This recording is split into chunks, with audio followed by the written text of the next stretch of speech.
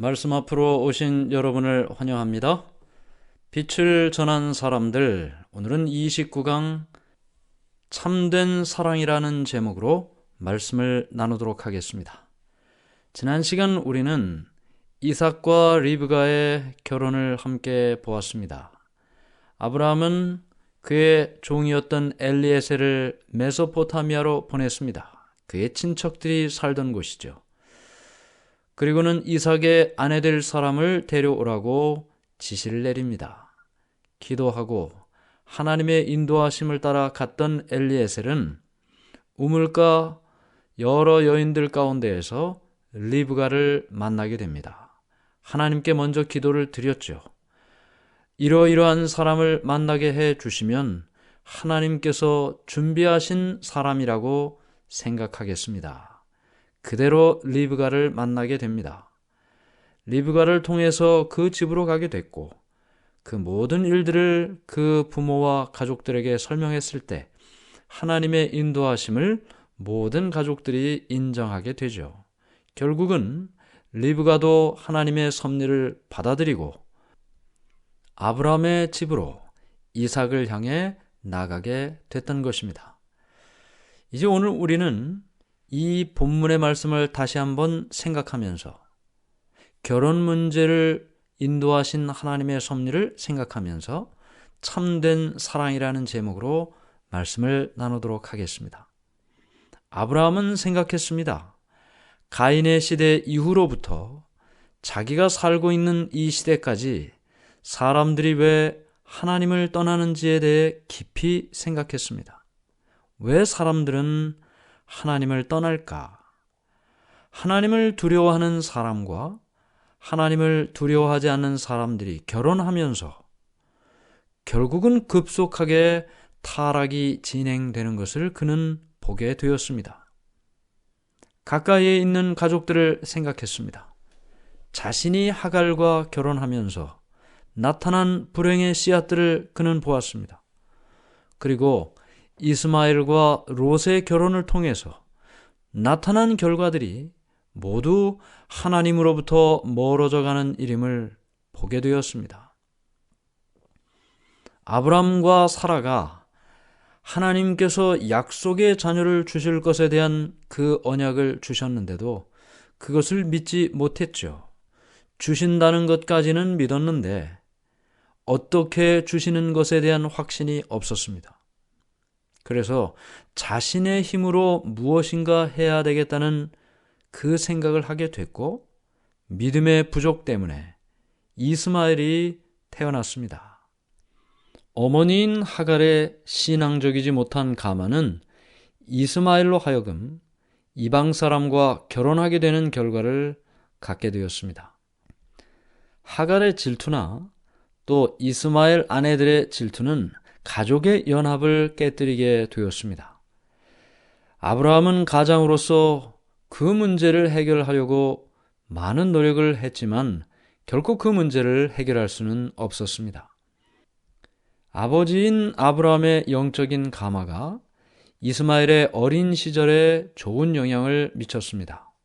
그러나 이제 이스마엘도 나이가 들었고 결혼을 한 다음에는 믿음이 없는 아내들의 영향 때문에 결국은 하나님을 떠나게 되었습니다. 그는 결국 아브라함을 떠났고 거칠고 다른 사람의 것을 빼앗는 광야의 추장이 되었습니다. 나중에 세월이 흘러서 인생의 황혼기에 그는 다시 하나님께로 돌아오게 되죠. 그러나 그의 후손에게 남겨진 성격의 특징, 거친 특징, 하나님을 떠나 사는 사람의 그 모든 특징들은 그대로 후손들에게 남아있게 되었습니다. 이스마엘의 후손들은 역사가 흐르면서 이삭의 후손들을 괴롭히게 되었습니다. 하나님을 믿지 않은 결과로 후손들에게 큰 짐을 안겨주게 됐던 것입니다. 이스마엘의 가정이 이랬다면 롯의 가정은 어땠을까요? 롯의 아내는 이기적이고 신앙이 없는 사람이었습니다. 그런 아내의 영향 때문에 롯은 아브라함으로부터 자꾸 멀어지게 되었습니다. 왜 롯이 소돔성을 선택하고 살게 되었을까요? 단순히 이기심 때문이었을까요? 더 깊이 살펴보면 롯의 아내의 영향이 컸음을 보게 됩니다. 이 롯의 아내가 아니었다면 롯은 아브라함의 신앙적 권면을 들을 수 없는 멀리 떨어진 소돔에 살지 않았을 것입니다. 롯은 어려서부터 아브라함의 교훈을 따라 살았습니다. 어린 시절부터 그가 받은 신앙교육, 그 신앙교육이 아니었다면 그의 아내와 악한 소돔성 사람과의 교제는 그를 하나님으로부터 떠나가게 만들었을 것입니다. 그래도 아브라함으로부터 받은 신앙교육, 그 어린 시절부터 받은 신앙교육이 있었기 때문에 하나님을 붙들고 살 수 있었던 것이죠. 그러나 믿음에 서지 않은 여인, 그 여인과 결혼한 것, 그리고 소돔성에 살게 된 것은 그의 가정과 후손들에게 악한 결과를 가져오게 되는 고리가 됐던 것입니다. 성경은 믿음이 없는 자와 결혼하는 것에 대하여 분명하게 이야기를 하고 있습니다.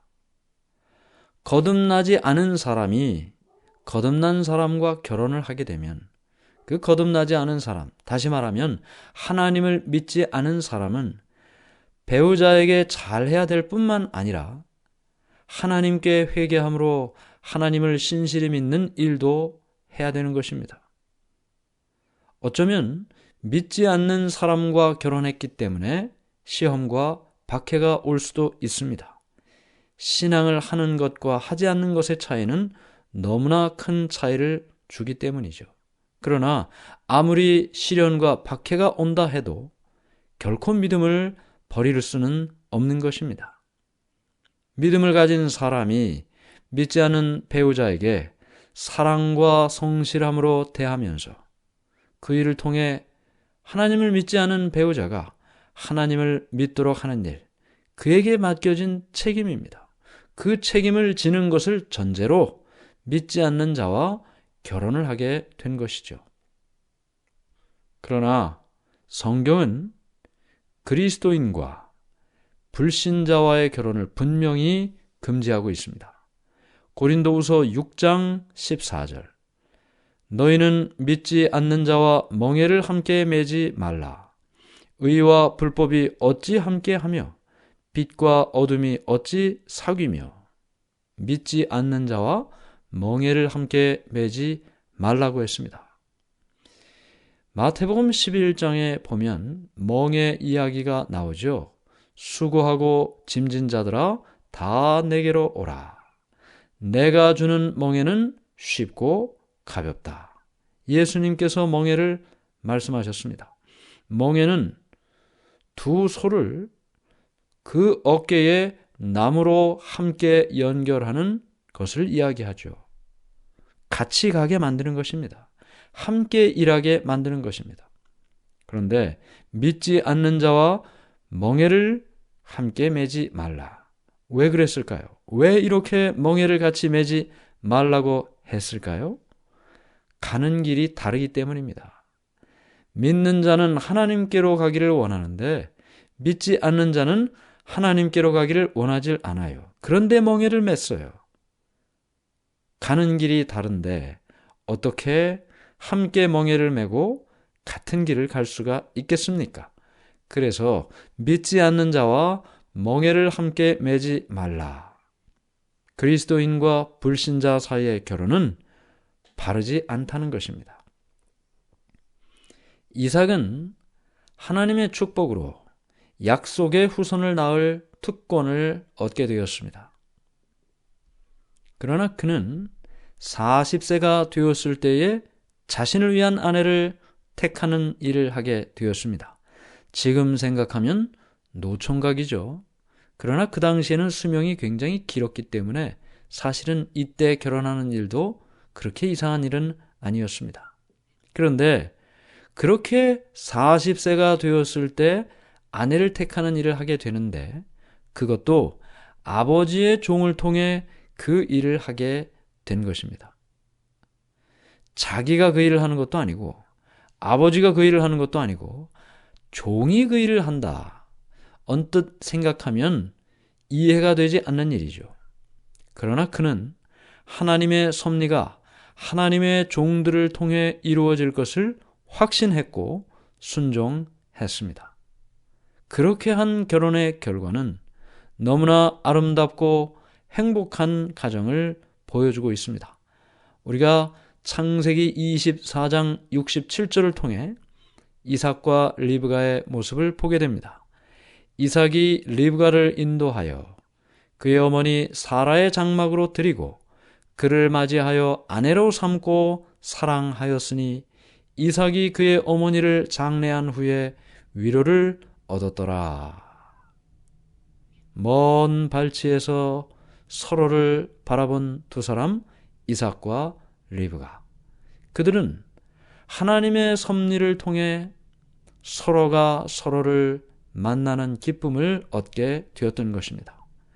오늘날의 청년들도 이삭의 경험을 주목할 필요가 있습니다. 결혼을 선택하는 일, 자신의 권한이라고 생각하는 사람들이 많이 있습니다. 물론 자신의 선택과 결정 중요합니다. 이삭도 그랬고 리브가도 그랬습니다. 그러나 그들의 선택을 위해서 경험 있는 그리고 믿음 있는 사람들의 도움이 필요한 것입니다. 그것은 청년들에게 인생을 결정하는 결혼을 위해 아주 큰 도움이 되는 것이죠. 주의 깊이 생각하고 그리고 경험 있는 사람들의 조언을 들어야 한다면 그 어떤 것보다도 결혼 문제일 것입니다. 언제나 성경을 읽고 기도하면서 하나님의 인도하심을 간구해야 됩니다. 그렇게 할 때 이삭과 리브가처럼 두 사람을 만날 수 있도록 하나님께서 인도해 주시는 것입니다. 부모들은 자녀들의 행복을 위하여 희생과 헌신을 아끼지 않습니다. 모든 것을 다 바쳐 자녀를 위하여 살죠. 그러나 더욱 중요한 것은 자녀들이 부모의 판단을 존중하고 따르도록 훈련하는 일입니다. 이삭은 아브라함에게 순종했습니다. 왜 이삭이 아브라함에게 순종했을까요?